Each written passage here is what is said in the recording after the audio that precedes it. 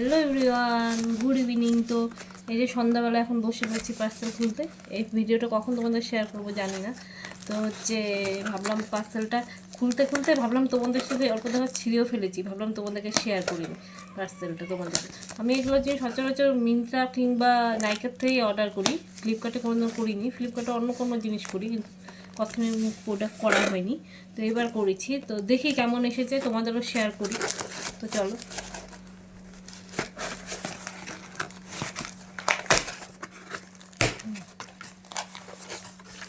তো এই দেখো, আমি এই বডি স্প্রেটা অর্ডার করেছিলাম এঙ্গেজের। আমি এই বডি স্প্রেটা ইউজ করি, তো বেশ ভালোই এসেছে। তো অফার প্রাইসে পেয়েছিলাম, তাই সে জন্য অর্ডার করেছিলাম। ভাবলাম কেমন না কেমন আসবে ফ্লিপকার্ট থেকে, কিন্তু ভালোই এসেছে জিনিসটা, বেশ ভালো করে প্যাকিং ট্যাকিং করা। তো এবার থেকে ভাবছি ফ্লিপকার্ট থেকেও টুকটাক এরকম জিনিস অর্ডার করব।